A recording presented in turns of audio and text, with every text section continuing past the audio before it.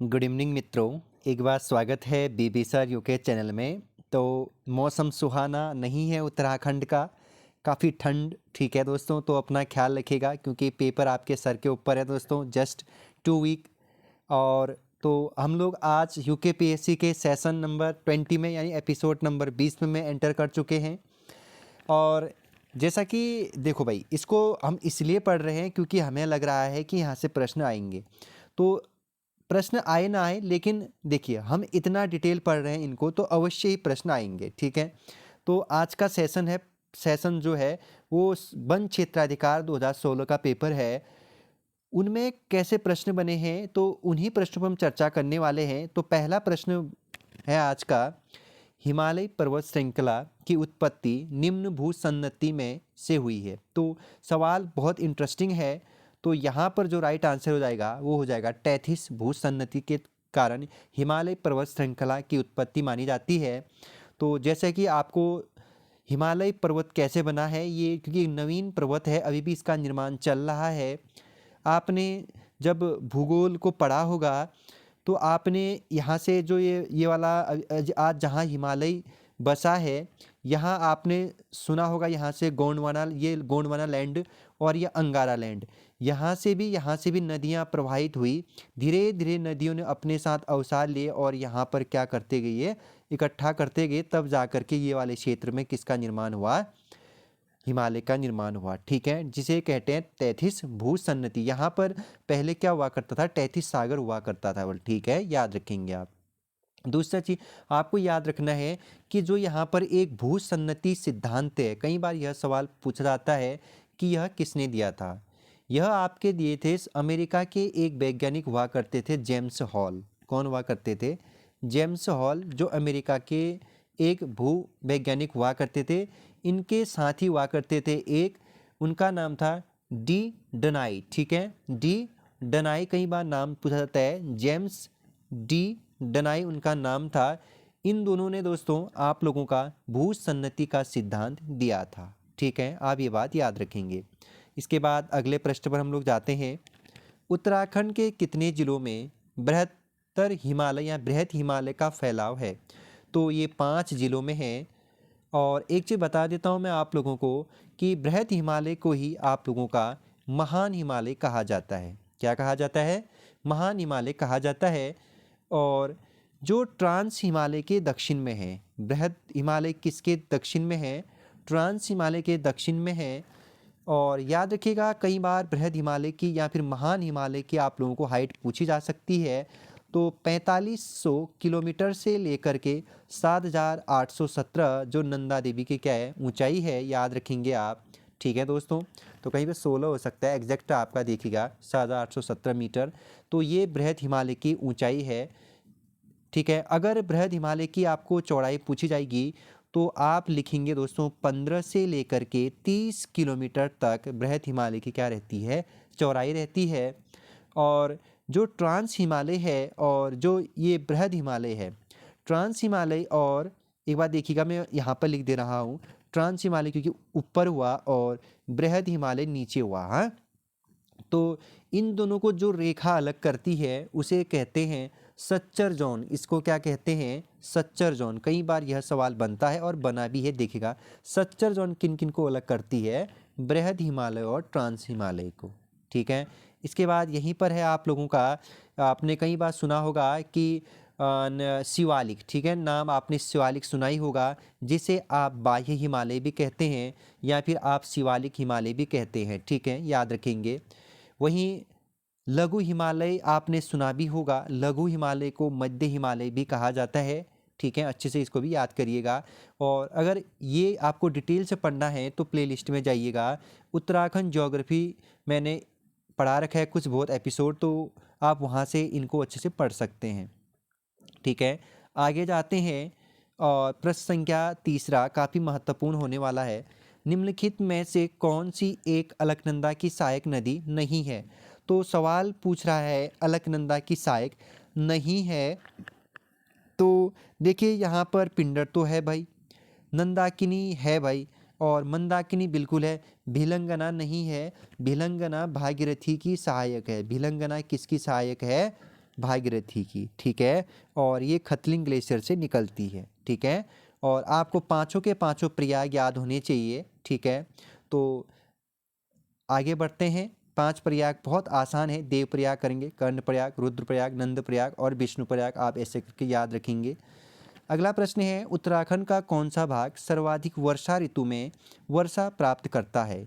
तो बाह्य हिमालय, ठीक है, सबसे ज़्यादा वर्षा वाला, ठीक है, याद करेंगे। अगले प्रश्न पर हम लोग जाएंगे। निम्नलिखित में से कौन उत्तराखंड की एक प्रमुख नकदी फसल है? नकदी आप उसे कहेंगे जो व्यापार के लिए उगाई जाती है। किसके लिए? व्यापार के लिए, ठीक है। और जो अल्प समय तो नहीं कहूँगा मैं, गन्ना जो एक वर्ष में, जब मतलब गन्ने को पकने में पूरा एक वर्ष लग जाता है, ठीक है।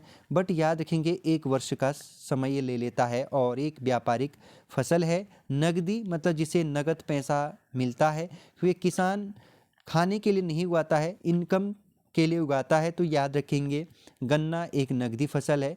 ओके, आगे बढ़ेंगे।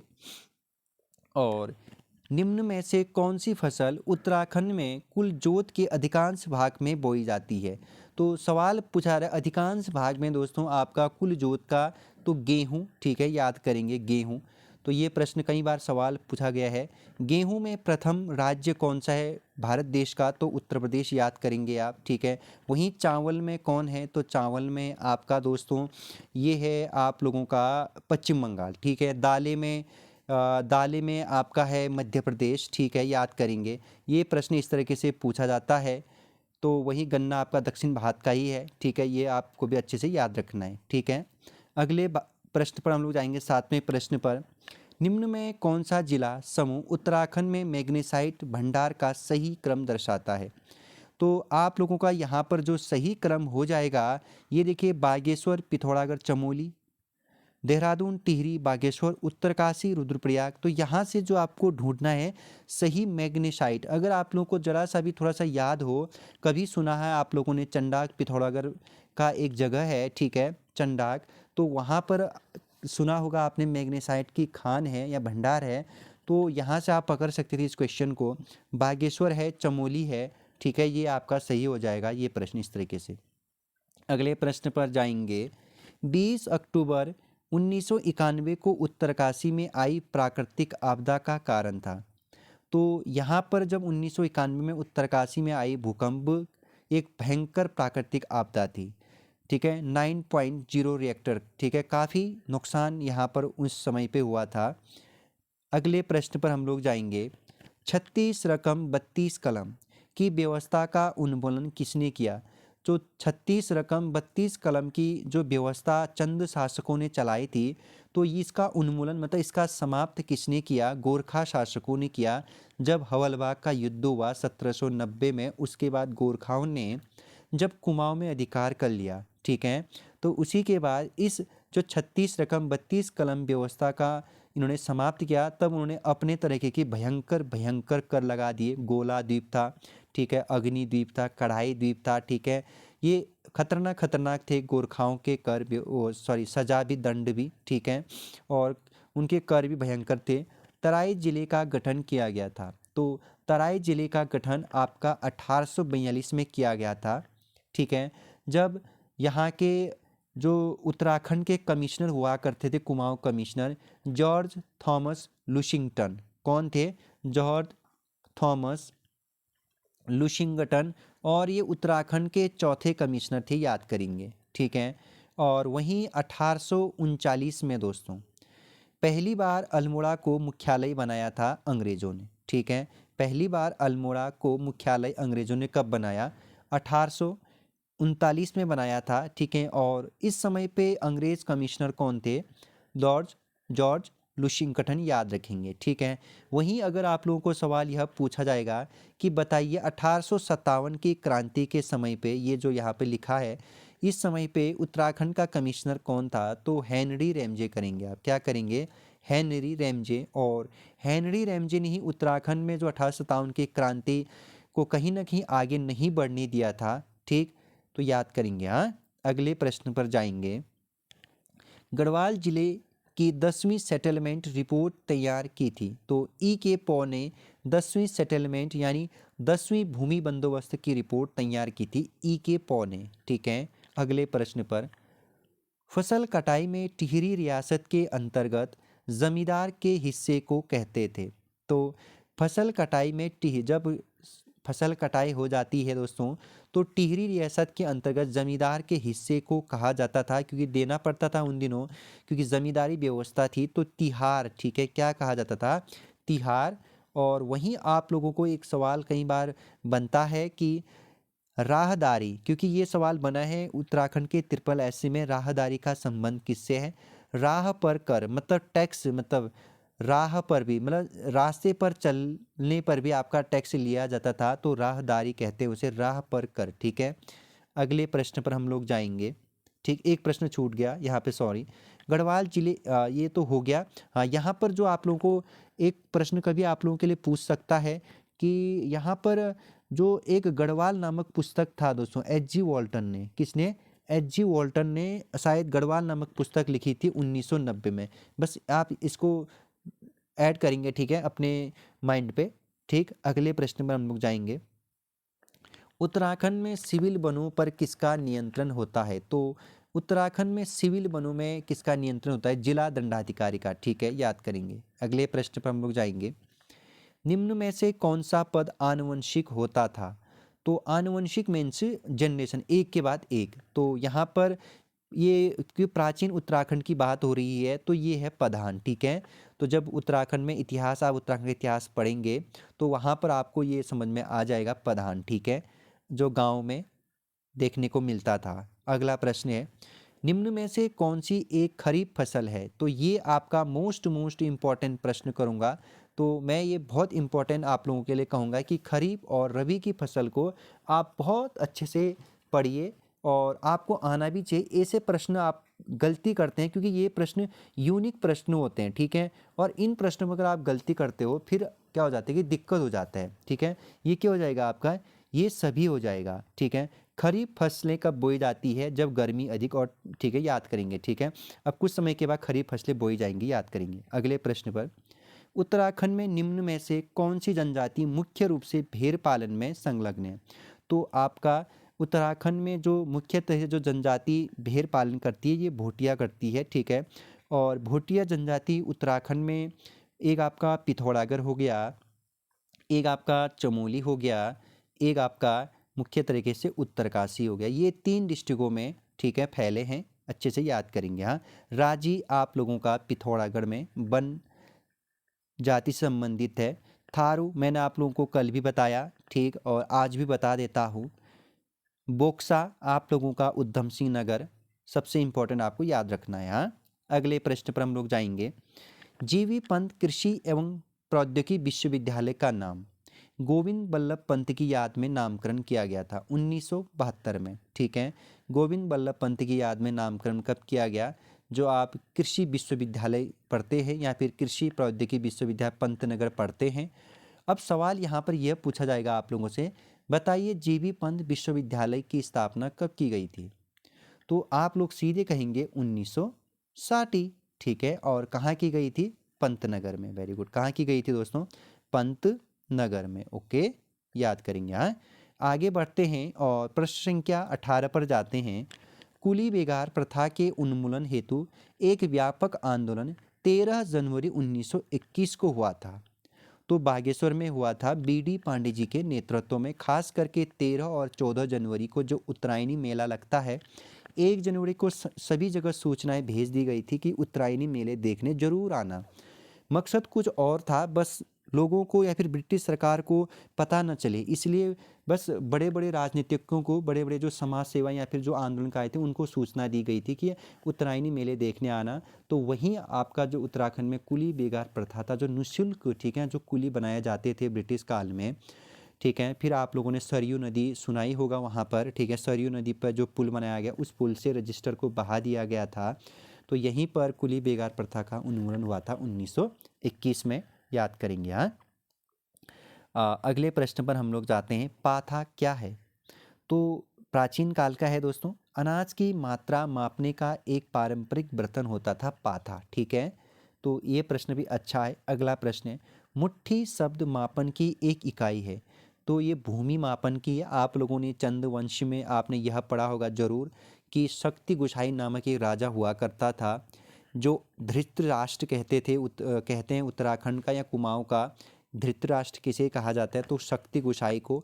इन्हीं शक्ति गोसाई को दोस्तों मुट्ठी या फिर मापन प्रणाली चलाने का श्रेय जाता है। और आपने यह भी सुना होगा नाली शब्द का प्रयोग भी उसी ने किया था। और अगर पर्टिकुलर उल्लेख का आता है, लिखित उल्लेख, तो तमिल साहित्य में सबसे पहले उल्लेख मिलता है नाली शब्द का। ठीक है, यह प्रश्न भी कई बार बनता है। आगे जाएंगे। अगर आपको चैनल थोड़ा सा भी हेल्प लग रहा है, हाँ मेरे को कुछ क्वेश्चन आ रहे हैं, अच्छा लग रहा है और इस तरीके से मुझे पढ़ना चाहिए डिटेल, ठीक है, तो आप सब्सक्राइब कर सकते हैं। अन्यथा आप बहुत अच्छे से इस लेसन को सुनिएगा। हाँ, और जिन भी मित्रों ने नहीं सुना है अभी तक आगे के सारे लेक्चरों को, वो सुनिए, क्योंकि ये आप लोगों के लिए ही बना रहा हूँ दोस्तों मैं। और ये नहीं कि मैं टाइम पास नहीं कर रहा हूँ, अच्छा कंटेंट लाने की कोशिश करूँगा। मैं आप लोगों को बेहतर से बेहतर नॉलेज देने की कोशिश करूँगा, जिससे कि आप उत्तराखंड में जितने भी एग्ज़ाम होते हैं उनमें फ़तह हासिल करें, अपना नाम श्रेय पे लाए। क्योंकि नकलची आए ना आए, आपको वो करना है दोस्तों, इन नकलची को बाहर करना है। आप कैसे भी करके टॉप रैंक पे आएंगे तो नकलची तो वैसे ही बाहर हो जाएंगे। ठीक है, आपको अच्छे से पढ़ना है, शिद्दत से मन लगा करके। हाँ, अगले प्रश्न पर हम जाएंगे। उत्तराखंड की प्रथम निर्वाचित विधानसभा का अध्यक्ष कौन था? तो ये था यशपाल आर्य। ठीक है, प्रथम निर्वाचित कर रहा है। अगर निर्वाचित नहीं पूछी जाएगी तो आप प्रकाश पंत करेंगे। ठीक है, अगले प्रश्न पर हम लोग जाएंगे। उत्तराखंड के किस जिले में गैरसैंण स्थित है? तो मोस्ट प्रश्न है ये। तो उत्तराखंड में दोस्तों आप लोगों का गैरसैंण है चमोली में। कहाँ है? गैरसैंण नामक जो जगह है ये चमोली में है। और याद रखेंगे गैरसैंण को आपने कई बार सुना होगा। पहले तो मैं बताती हूँ, गैरसैंण गैरसैंण का मतलब ही यह है समतल भूमि वाला जगह। और 60 के दशक में, मतलब 1960 के दशक में वीर चंद्र सिंह गढ़वाली ने भारत के पंडित जवाहरलाल नेहरू जी से मुलाकात की और कहा था कि भारत देश का यहाँ ग्रीष्मकालीन राजधानी बनाइए साहब, ऐसा बोला था। ठीक है, लेकिन उस टाइम की सिचुएशन कुछ ऐसी थी, बन नहीं पाया। तो गैरसैंण, वीर चंद्र सिंह गढ़वाली इस गैरसैंण से बहुत अधिक प्रभावित थे, तभी तो कोदिया बगर में इनका समाधि बनाया गया है। ठीक है, और दूसरी चीज़ की इस गैरसैंण को राजधानी बनाने में, उसके बाद यूकेटी, जब 1979 में यूकेटी की स्थापना होती है और 1991 और 92 के आसपास औपचारिक घोषणा कर देती है यूकेडी और गैरसैंण को स्थायी राजधानी घोषित कर देती है। ठीक है, और जिसका नाम रखते हैं चंद्रनगर। ठीक है, चंद्रनगर। तो चंद्रनगर नाम सच कहूँ तो, और आप लोगों ने किताबों में भी पढ़ा होगा, वीर चंद्र सिंह गढ़वाली के नाम पर रखा गया था। ठीक है, तो कई बार यह सवाल बनता है, बताइए औपचारिक राजधानी घोषित कब किया गया था गैरसैंण को या फिर चंद्रनगर को? तो 1992। कब किया गया था? 1992 में। और किसने किया था? यूकेटी ने, जिसे यूकेटी का ब्लू प्रिंट भी कहते हैं। क्या कहते हैं? Blue print. तो इसके बाद आप लोग पढ़ते होंगे, जब त्रिवेंद्र सिंह रावत की सरकार थी या फिर मुख्यमंत्री थे 2020 के आसपास, तो वहाँ पर 4 मार्च, कब दोस्तों? 4 मार्च 2020 में आपका त्रिवेंद्र रावत जी ने घोषित कर दिया था कि हमारा जो उत्तराखंड का स्थायी राजधानी है वो गैरसैंण होगा। और गैरसैंण में एक जगह है भरारी सैन। कौन सा है दोस्तों? भरारी सैन।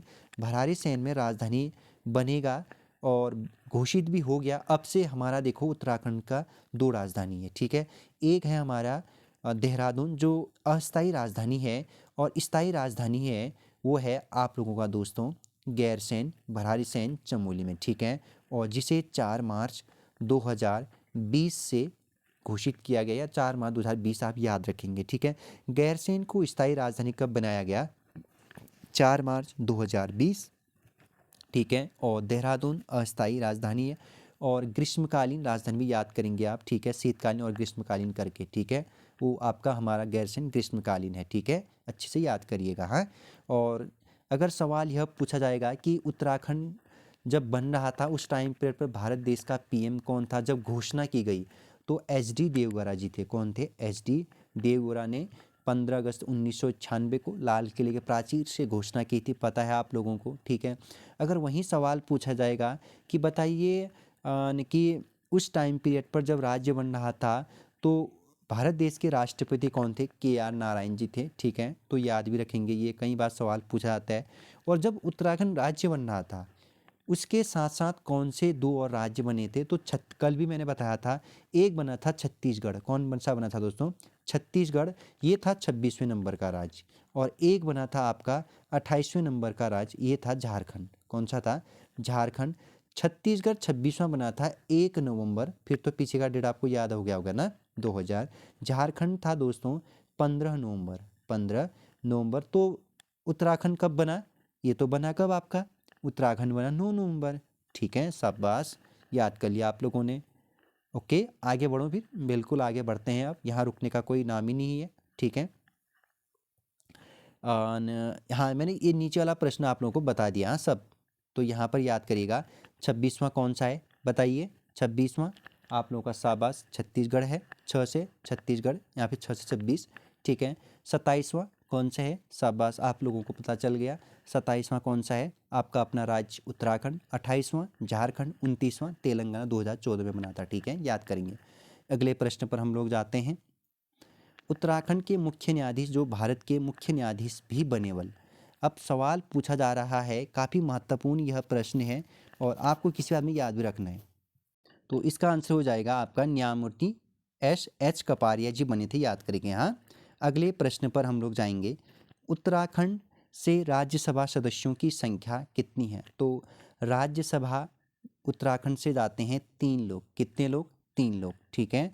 और लोकसभा में कितने जाते हैं? 5 जाते हैं। और राज्यसभा के वर्तमान 3 सदस्य कौन कौन से हैं? आपको याद रखना पड़ेगा। अनिल बलूनी, नरेश बंसल, नरेश बंसल, अनिल बलूनी, कल्पना सैनी, ठीक है, याद करेंगे। ओके। और राज्यसभा अनुसूची 4 में यह कहा गया है दोस्तों कि प्रत्येक राज्य के लिए सीटों का आवंटन है राज्यसभा के लिए, ठीक है, याद करेंगे। हाँ, तो अगले प्रश्न पर जाते हैं मित्रों। उत्तराखंड में गंगा गाय महिला डेयरी योजना की नींव किसने रखी थी? तो साल 2014 से इस योजना की शुरुआत मानी जाती है और सीएम हरीश रावत जी के द्वारा। हाँ, अगले प्रश्न पर हम लोग जाएंगे। और उत्तराखंड लोक सेवा आयोग के प्रथम अध्यक्ष कौन थे? सॉरी, तो एनपी नवामी। तो उत्तराखंड लोक सेवा आयोग, मैंने आप लोगों को कई बार बता दिया है कि 15 मई 2001 में इसकी नींव रखी जाती है, ठीक है। और अगर सवाल यह बनेगा कि बताइए लोक सेवा आयोग के वर्तमान अध्यक्ष कौन है उत्तराखंड, याद करेंगे, तो मनोज सोनी जी है। कौन है? मनोज सोनी, ठीक है। और ये 27 जून 2023 तक बने रहेंगे इस पोस्ट में। हाँ, इससे पहले देखो भाई, 2-3 कई सारे पेपर है, इनके साइन से ही देख लीजिएगा। अगले प्रश्न पर है, उत्तराखंड तो हो गया हमारा। ग्रीन स्कूल की अवधारणा का प्रतिपादक कौन है? तो ये है बीरेंद्र रावत। कौन है? बीरेंद्र रावत। और ग्रीन स्कूल की जो अवधारणा इन्होंने रखी थी, ये अहमदाबाद गुजरात से रखी थी। अहमदाबाद, याद रखेंगे, अहमदाबाद से। और साल 2010 में पहला ग्रीन स्कूल की अवधारणा रखा गया था वीरेंद्र रावत जी के द्वारा। अच्छा प्रश्न है, याद करेंगे, साल 2010 में। हाँ, अगले प्रश्न पर जाएंगे। और तिलारी नरसंहार घटित हुआ था, ये हुआ था 30 मई 1930 को, याद करिएगा, 30 मई 1930, ठीक है। रवाई कांड, तिलारी कांड इसे कहते हैं। और जो आप कभी कहते हो टिहरी, तो कभी कहते हो उत्तरकाशी, ठीक है। जब उत्तरकाशी जिला नहीं बना था उससे पहले ये टिहरी गढ़वाल में था यह स्थान, ठीक। तो याद करेंगे तिलारी नरसंहार कांड, जिसमें आप जनरल डायर कहते हैं उत्तराखंड का दीवान चक्रदत्त जोयाल, जिसने आज़ाद पंचायत पर अंधाधुंध गोलियां चला दी थी, ठीक है। तो ये काफ़ी लंबा टॉपिक भी है और इसे मैंने हिस्ट्री में भी पढ़ा रखा है, याद करिएगा। और ये यूनिक प्रश्न है, सभी को याद होता ही है, ठीक है। अगले प्रश्न पर, उत्तराखंड में किस पंथ ने कदापि अपनी प्रविष्टि दर्ज नहीं कराई थी? तो ये नास्तिक पंथ ने कभी नहीं कराई थी, याद करेगा। हाँ, अगले प्रश्न पर हम लोग जाते हैं। और निम्नलिखित में से कौन सा युग्म सुमेलित नहीं है? तो श्रीनगर अजयपाल ये सही है। श्रीनगर को अजयपाल ने राजधानी बनाया था, आपका 1517 में, बिल्कुल सही है। टिहरी सूरदर्शन शाह ने बसाया था या फिर टिहरी राज्य की नींव, ये सूरदर्शन शाह 1815 सही हो जाएगा। ठीक है, 28 दिसंबर और रेस्टोरेंट भी मनाया जाता है। और यहाँ पर चाँदपुरगढ़ भानु प्रताप ये सही है, क्योंकि पंवार वंश की नींव यहीं रखी जाती है, तो ये भी सत्य है, चमोली में है। अल्मोड़ा कनकपाल ये आप लोगों का गलत है, क्योंकि अल्मोड़ा कनकपाल नहीं, अल्मोड़ा होना चाहिए था बालू कल्याणचंद। ठीक है, याद करिएगा, ये आपका सही नहीं है। अगले प्रश्न पर हम लोग जाएंगे। निम्न में से कहाँ मुगल राजकुमार सुलेमान शिको ने शरण ली थी? तो सुलेमान शिको जब 1658 में आप लोगों का मुगल साम्राज्य में उत्तराधिकारी दारा शिको औरंगजेब के मध्य चला, तो उसमें औरंगजेब तो जीत गया था, तो दारा शिको का पुत्र हुआ करता था सुलेमान शिको, वो भाग करके कहाँ आया? कुमाऊँ आया पहले तो। क्यों? क्योंकि कुमाऊँ और मुगलों का संबंध क्या था? मधुर था। ठीक है, मतलब अच्छे संबंध थे मुगलों के साथ। ठीक है, तो इसके बाद क्योंकि वहाँ का राजा औरंगजेब बन गया और कुमाऊँ का राजा था बीबीसी, मतलब बाज बहादुर चंद। अब ये भाई ये नहीं चाहता था कि मैं औरंगजेब से क्या ले लूँ, युद्ध का या फिर दुश्मनी मोल ले लूँ। ठीक है, तो इसने सुलेमान शिको को शरण नहीं दिया। तब जा कर के जो सुलेमान शिको था ये पृथ्वीपति शाह के पास गया था। ठीक है, गढ़वाल में पंवार वंश के वहाँ गया। ठीक है, तो यहाँ पर राइट आंसर क्या हो जाएगा? सुलेमान शिको गढ़वाल गया था। ठीक है, तो फिर काफ़ी आगे का काफ़ी लंबा इतिहास है। फिर शाहजहाँ ने गढ़वाल अभियान किया था 2 बार। ठीक है, याद करेंगे। हाँ, अगले प्रश्न पर, गढ़वाल का राजा जो गोरखाओं द्वारा पराजित होकर युद्ध में मारा गया था, तो प्रद्युम्न शाह वह राजा हुआ है जो दोस्तों शहीद स्थल पे मारा गया था। तो याद रखेंगे, खुरबुड़ा का युद्ध हुआ था, आप लोगों को पता है, 1803 से स्टार्ट हो गया था और 1804 में समाप्त हुआ। तो 14 मई 1804 में आप लोगों का प्रद्युम्न शाह वीर गति को प्राप्त हुआ था खुरबुड़ा के मैदान में। खुरबुड़ा का मैदान है देहरादून। ठीक है, देहरादून में। ओके, सूरदर्शन शाह आप अच्छे जानते हैं, प्रदीप शाह, फतेहपति शाह को अच्छे जानते हैं। फतेहपति शाह बहुत इंपॉर्टेंट है, जिसे गुरु राम राय जी को, जिसने गुरु राम राय जी को 3 गांव दान दिए थे, ये भी आपको याद रखना है। प्रदीप शाह ने कितने दिए थे? 4 गांव दान दिए थे, याद रखेंगे। हाँ, पौन टूटी थी, अभी थोड़ी देर पहले मैंने ऊपर भी बताया, एक प्रकार का कर था। ठीक है, अगले प्रश्न पर हम लोग जाएंगे। निम्नलिखित में से कौन स्वतंत्रता सेनानी नहीं था? तो ये था आपका महावीर तागी, बिल्कुल। एच.एन. बहुगुणा, पंडित गोविंद वल्लभ पंत जी, बिल्कुल। गौड़ा देवी नहीं थी, ये एक समाज सेवी थी दोस्तों। ठीक है, याद करेंगे। और पर्यावरण से संबंधित इनके द्वारा एक बहुत बढ़िया क्या चलाया गया था? पर्यावरण बचाओ या फिर चिपको आंदोलन, एक अभियान चलाया गया था, एक आंदोलन 1972 के आसपास और 74 चरम सीमा पर। ठीक है, याद करेंगे। अगला प्रश्न है, सुमेलित नहीं है। लैंसडाउन गढ़वाल राइफल सही है, ये तो आप लोगों का। ठीक, और गढ़वाल रेजिमेंट रानीखेत ये आपका गलत हो जाएगा। देहरादून भारतीय सैन्य अकादमी 1932 ये सही है। और चंबा गब्बर सिंह स्मारक ये सही है। तो यहाँ पर जो रानीखेत गढ़ गोरखा रेजिमेंट ये गलत है, रानीखेत में कुमाऊँ रेजिमेंट है। ठीक है, जबकि गोरखा रेजिमेंट यहाँ नहीं है, याद करेंगे आप। ठीक है, मतलब यहाँ पर जो रानीखेत है ना, रानीखेत में कुमाऊँ रेजिमेंट है। और रानीखेत छावनी कब बना था? 1869 में बना था, याद करेंगे। हाँ, और यहाँ पर जो चीज़ इम्पोर्टेंट है, इसके बाद लैंसडाउन की स्थापना पूछी जा सकती है आप लोगों को 1887 में। ठीक है, गढ़वाल राइफल का मुख्यालय, याद करेंगे। अगले प्रश्न पर हम लोग जाते हैं। निम्न में से कौन सा स्थान प्रसिद्ध मुस्लिम धार्मिक स्थल है? तो ये है पिरान कलिया रुड़की। ठीक है, अगले प्रश्न पर हम लोग जाते हैं। सुमेलित है कह रहा है सही, तो जिम कार्बेट राजनीतिक के गलत, एक लेखक। ठीक है, एटकिंसन कलाकार गलत, ये एक लेखक है। मोहन उप्रेती अभियंता, ये भी आपका सही नहीं है ना, यहाँ नहीं है। तो यहाँ पर सही हो जाएगा बी.डी. पांडे जी इतिहासकार, बिल्कुल है, कुमाऊँ का इतिहास लिखा था। ठीक है, याद करेंगे। अगला प्रश्न है, ठीक, 10वां विश्व हिंदी सम्मेलन आयोजित किया गया था भोपाल, ठीक है, ये भी अच्छा प्रश्न है। तो यहाँ पर आप लोगों को 11वां और 12वां याद रखना है, ठीक है दोस्तों। मैंने आपको करंट अफेयर में इसका प्रश्न भी आंसर भी बताया है। और आपको मैं कमेंट्स क्वेश्चन देता हूँ दोस्तों कि 2023 का विश्व हिंदी सम्मेलन कहाँ होना है? अपना प्यारा देश भारत में होना है, ठीक है। जगह मैं बता देता हूँ, मिड भारत में होना है, ठीक है, याद करेंगे।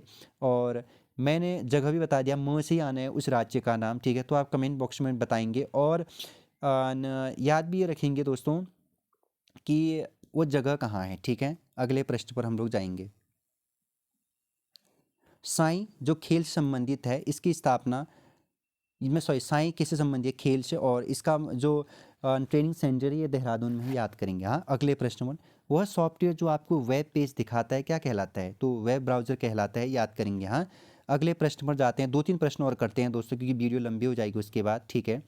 अगले प्रश्न पर जाते हैं। निम्न में से कौन सा आउटपुट डिवाइस नहीं है? आउटपुट डिवाइस नहीं है कह रहा है, ठीक है।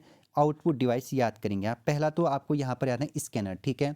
तो प्लॉटर बिल्कुल है, प्रिंटर, मॉनिटर ये बिल्कुल आउटपुट है, मतलब जो अंदर से बाहर दे जो बताएगा सामान, या फिर जो अंदर से अंदर की चीज़ों को बताएगा उसके कहते हैं आउटपुट डिवाइस, ठीक है। और जो इनपुट जो बाहर से अंदर भेजी जाती है, याद करेंगे। इनपुट, इनपुट मतलब अंदर भेजना, ठीक है। आउटपुट बाहर भेजना, ठीक है, याद करेंगे। अगला प्रश्न है, फायर ऑप्टिक्स में संकेत स्रोत है, तो ये प्रकाश तरंग है, याद करेंगे। हाँ, अगला प्रश्न है, चेक समाशोधन प्रक्रिया के दौरान बैंक पारंपरिक रूप से निम्नलिखित में से कौन सी तकनीक का अनुसरण करती है? तो MICR की करती है। किसकी? MICR की। मोस्ट बताऊंगा दोस्तों इसका फुल फॉर्म, और आपको लगा देना मोस्ट। तो मैग्नेटिक क्या हो जाएगा दोस्तों? मैग्नेटिक, ठीक है। इंक करेक्टर रिकॉग्नाइजेशन, ठीक है। रिकॉग्नाइजेशन, ठीक है, याद क्या बोला मैंने? मैग्नेटिक इंक कैरेक्टर रिकॉग्नाइजेशन, ठीक है, याद करेंगे अच्छे से। आप इस प्रश्न पर बने रहेंगे, ठीक। बहुत अच्छा प्रश्न है, ठीक। तो यहाँ से इसके बाद जो इम्पोर्टेंट प्रश्न हो जाता है दोस्तों आप लोगों का, ये हो जाएगा आपका आज का सेशन का अंतिम प्रश्न करते हैं। भारत सरकार के शहरी विकास मंत्रालय के द्वारा वर्ष 2022-23 के लिए हो जाएगा, किस शहर को भारत का सर्वश्रेष्ठ स्वच्छतम शहर घोषित किया गया? इंदौर, ठीक है। और 2022 का, ठीक है, 6ठी बार इसको घोषित किया गया है, ठीक। अगला प्रश्न करते हैं, लास्ट, ठीक है। वीरेंद्र डंगवाल को साहित्यिक अकादमी पुरस्कार दिया गया था उनकी पुस्तक दुष्कर्क में सृष्टा के लिए, और इनको साहित्य अकादमी अवार्ड कब मिला था? मोस्ट इम्पॉर्टेंट 2004 में, ठीक है। और याद रखिएगा इनका जन्म हुआ था 5 अगस्त 1947 को हुआ था। और इनका जन्म हुआ था टिहरी गढ़वाल के कीर्तिनगर में। कहाँ हुआ था? टिहरी गढ़वाल के कीर्तिनगर में, याद करेंगे। हाँ दोस्तों, तो आज के सेशन में इतना ही पढ़ते हैं, ठीक है। आप खूब तैयारी करते रहिए, ठीक है। मौसम ख़राब है तो अंदर ही बैठिए, अच्छे से पढ़ाई करिए, ठीक है। अब फिर कुछ समय में गर्मी मौसम हो जाएगी तो आप लोग पढ़ नहीं जाएंगे, तो इससे अच्छा अभी बढ़िया मौसम होगा, खूब पढ़िए दोस्तों, ठीक है। पॉलिटिकल, भूगोल, इन्वायरमेंट पर ज़्यादा ध्यान दीजिए, ठीक है। साथ साथ पे करंट अफेयर जरूर पढ़िएगा। इसका मतलब ये नहीं करंट अफेयर नहीं पूछी जाएगी, बिल्कुल पूछी जाएगी। उत्तराखंड का 2021-22 का अच्छे से पढ़िएगा, ठीक। तो हम मिलेंगे कल आप लोगों से फिर से। कल मॉर्निंग में आप लोगों के दोस्तों कनिष्क सहायक की 4थी वीडियो आएगी पॉलिटिकल में, ठीक है। उसको जरूर देखिए, पॉलिटिकल सेगमेंट को, ठीक है। और नोट्स आप लोगों को टेलीग्राम पे मिल जाएगी, आप वहाँ जुड़ सकते हैं हमें। डिस्क्रिप्शन बॉक्स में आपका लिंक है दोस्तों। धन्यवाद।